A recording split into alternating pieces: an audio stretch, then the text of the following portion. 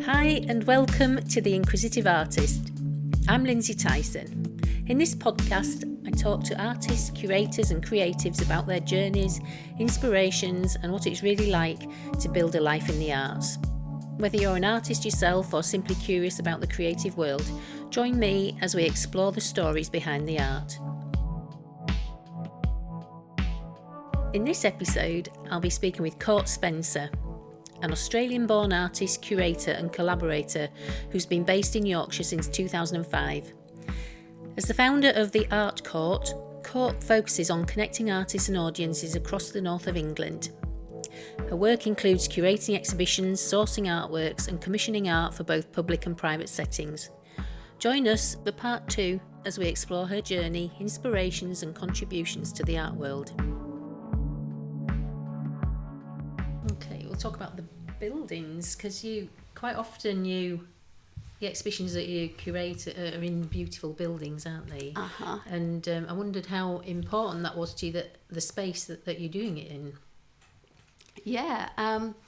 So at the moment I collaborate with iRoom, which is an independent optician in Leeds, and so they've got a lovely heritage building on Mill Hill, really close to Leeds city centre train station. And so that's a gorgeous sort of setting. So the optician, he's Norwegian, and so it sort of had this sort of stripped back Scandi sort of feel to it. It felt like a gallery, before I'd even stepped foot in it. And they wanted to start utilising the space to host exhibitions. And how did that come about? So that was through Derek Horton, who used to be a lecturer in art up at Leeds Beckett. Right. And then he also had And Model, which was a gallery in Leeds. And he sort of writes, he's retired, but he writes and he curates, and he's still, heavily involved in the arts. And he gets his glasses from there. Okay. And so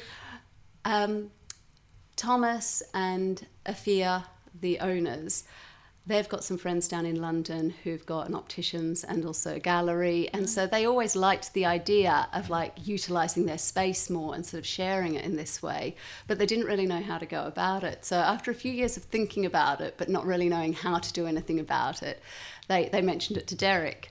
And Derek said, Courts might get involved in that. And so, he introduced us. And again, what you're saying about how you want to work with somebody. Yeah.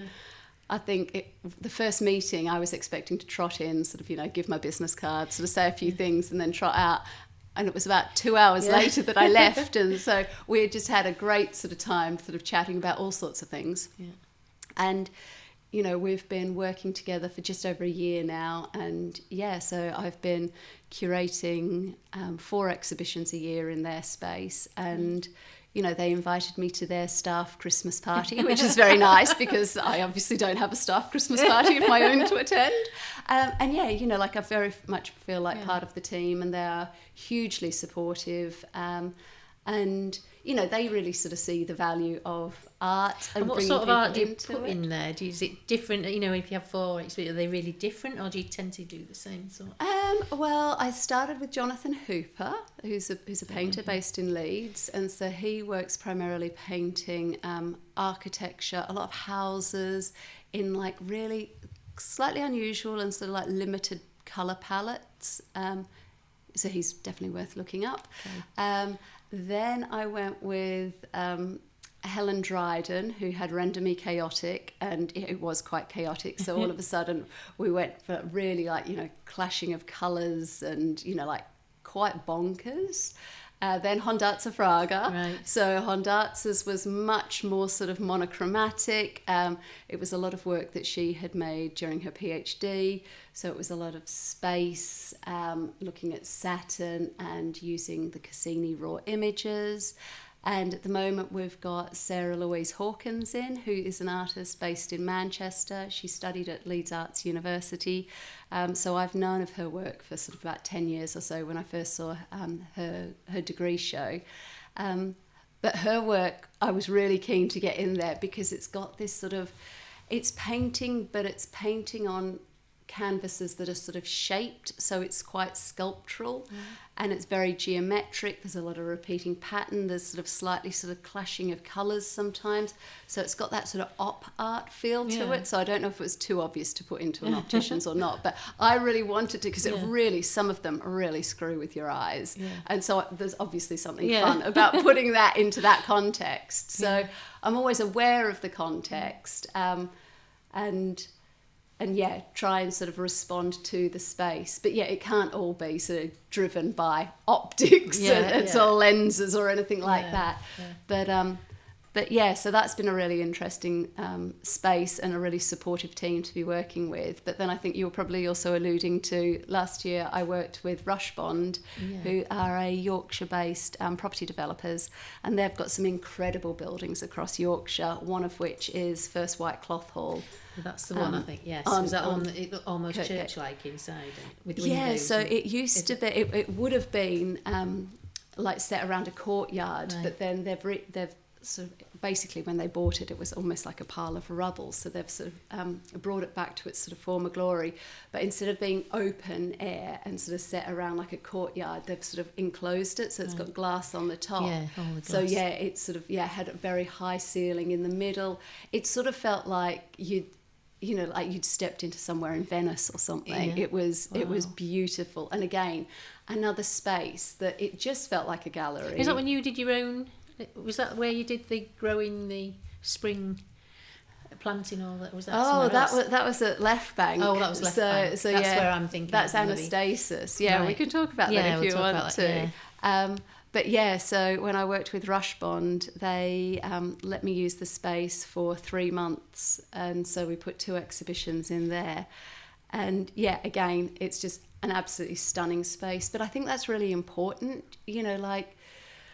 I feel like, particularly in Leeds, it feels, well, it's not sort of just Leeds at all, it's probably everywhere. Big city. There just aren't enough spaces to show art, and also beautiful spaces, because the way you present work or the environment somebody encounters it in impacts the way they view it and the experience they have with it. So, I am always very conscious of that.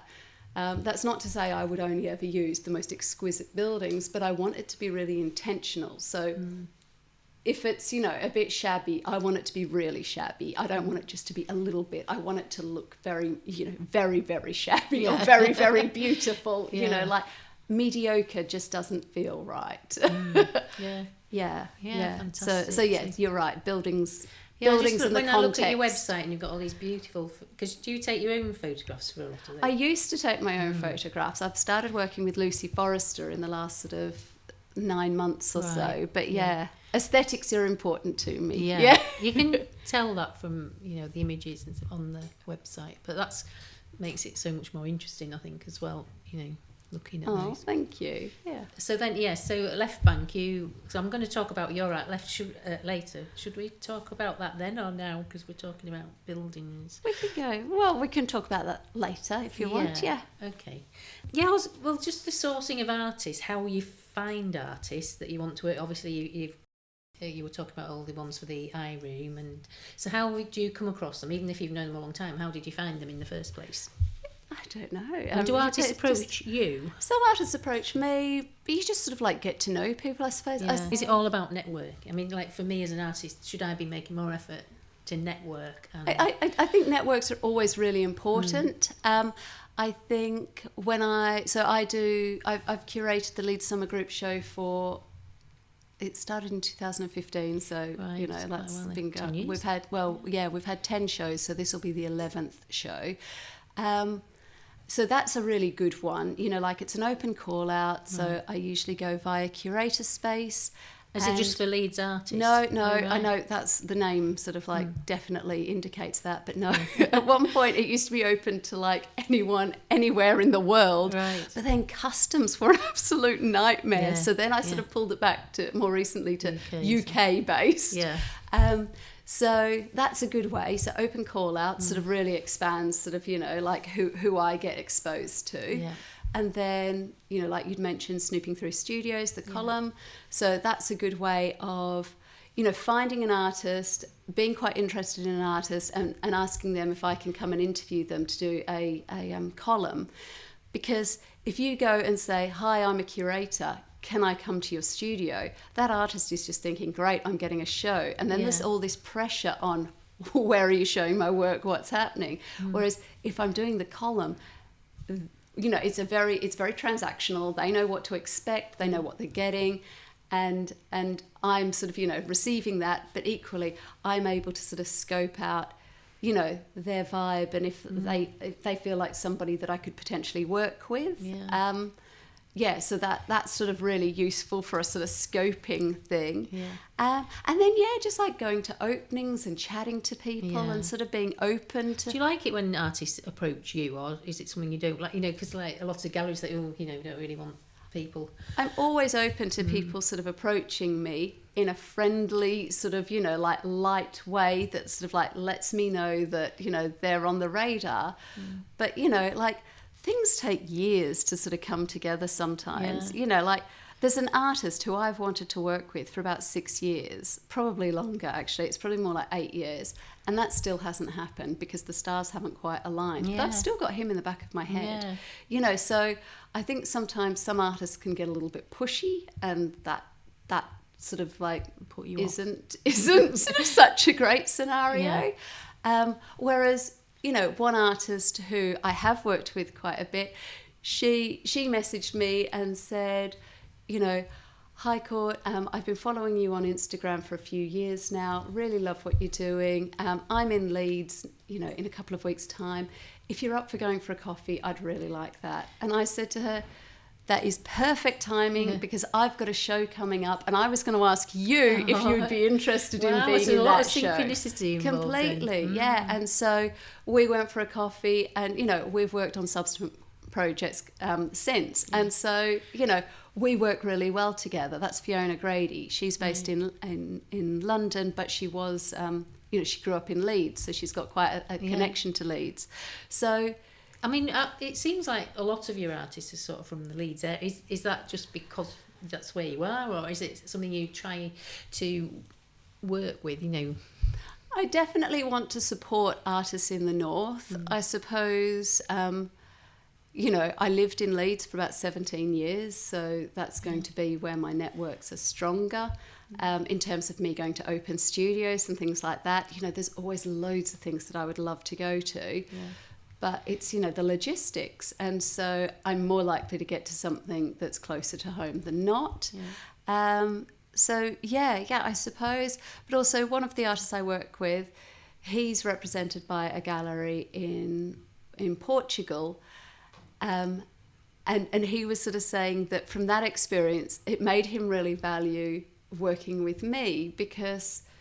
we're a half an hour drive from each other and we nip over to each other's places and, I see what he's working on. There's no language barrier and, it just feels easier. And I suppose, the distance, can be a bit of a barrier. But equally, technology now is fabulous, isn't it? So you can have, studio visits. Like I had Lota Gotts was one of the artists who I had in a group show a few years ago. And... he's got his studio in London, but I could just do sort of FaceTime studio visits to select the work. I have subsequently gone to his studio in person, but, just being able to do studio visits online is brilliant. I remember you coming to my studio when we were doing the North Yorkshire Open Studio thing. It was just so nice to actually have you come and look at all my work because it's... if you're doing an open exhibition or you're just sending a photo of one piece of work, or you can't get a good idea, true sense can you? your sort of practice sort of more holistically. It was a really nice experience, and to be able to show your work to somebody as well. It was a really nice thing for me. Well, I sort of think it's such a valuable experience just having anybody come into your studio, really, where you have to start sort of verbalizing your work and sort of just practice talking about it and stuff and I love it. I love hearing artists sort of talk about their work, and obviously that's why I started snooping through studios, because I genuinely just love being in people's studios and seeing how they do it, and like everybody's got such different approaches to things, it's fascinating. And sometimes you walk into somebody's studio and quite often it's just such a part of them, you know, like Helen Dryden sat in her studio and there's all these bonkers colours going on. And it's the same as what she's wearing. You know, her wardrobe must look exactly the same, you know, like, and that's just so nice. And, you know, I just like working with passionate people that are... form of communication, isn't Yeah. it? So, this is me sort of thing. Completely. Yeah, and it's very personal, isn't it? Yeah. So, no, I find it fascinating. Yeah. I love it. I was in Wales the other week and I popped into a gallery and I was, you know, hedging my bets. I thought, well, I'll just talk about, you know, the fact I'm an artist. But he actually said, well, what's your work like? And I mean, normally it'll just come out. You've got your elevator pitch. Yeah. It totally, my elevator broke down. And then I did this, and then there's that. Yeah. I should have said this before. Yeah, it didn't flow. Yeah, I wasn't really prepared mentally for it. But it's interesting. But do you know what? Sometimes I think that can feel more authentic. And, you know, like if somebody's not completely polished, sometimes you sort of feel like you can champion that person a little bit more and you want to will them on to do well. And like some people, I think that can work for. Let's hope, fingers crossed it does. Right. As a part of sourcing your artists, do you source them once you have a project or do you create projects for them? A bit of both. Yeah. So that's not really much of an answer, is it? So, Probably you know, like I said, one. you know, like there's an artist who I've been aware of for about 8 years and I've always wanted to work with. So like I've got stuff like that in the back of my head, but then I've got ideas for exhibitions that I want to deliver. And I've got maybe a few artists that could fit into that exhibition, but it's by no means complete because I need a venue for that. And so the venue dictates how big it would be, how many artists I'd be looking for. So I suppose I've always got lots of different ideas floating just around. Waiting for the right time. Yeah, and so like the beauty of doing something like the Leeds Summer Group show is that it's very much fixed once I get the dates. That one? So I initially started it when I was at Left Bank, so it was there. And then when I stepped down from that role, I sort of said, but I'm going to be taking the Leeds Summer Group show with me. And even though I had nowhere to take it, I was just being a bit bolshy.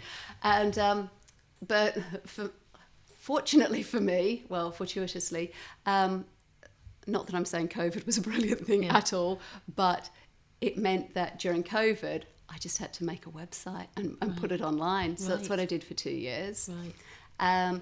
And then during that time, Leeds Playhouse had asked me if I would curate 2 exhibitions for them celebrating their 50th anniversary.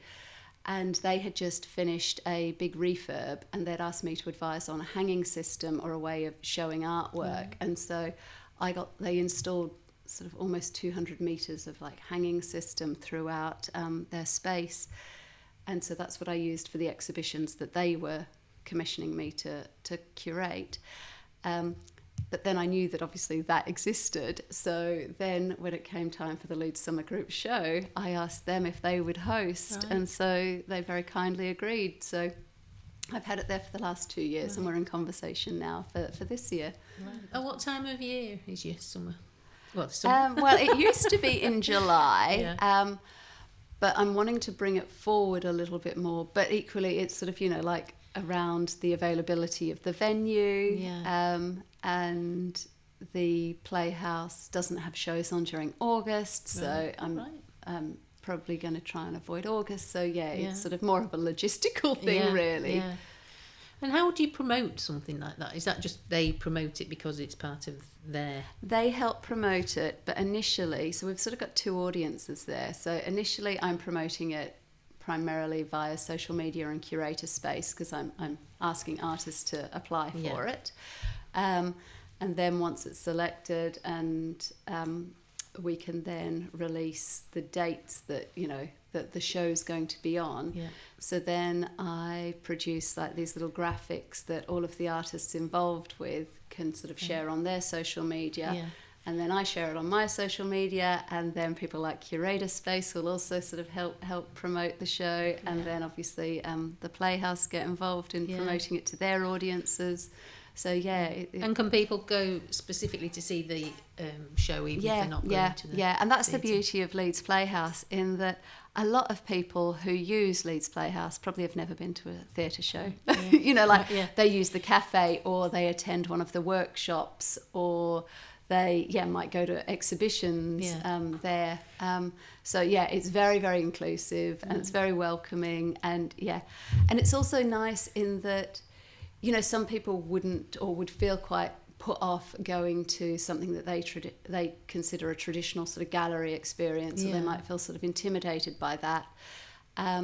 Whereas this, you can slide in, slide out, and you can be quite anonymous, and, you know, nobody's like asking you what you think of the art or anything like that. So it's a very sort of informal way of viewing things. And also people who are like going to a show, you know, they're milling around waiting, and so, you know, they end up looking at the walls and seeing things. And, you know, we've had sales from people who don't live anywhere nearby, but they have come across to see a show and seen something that they loved. That's the end of part 2.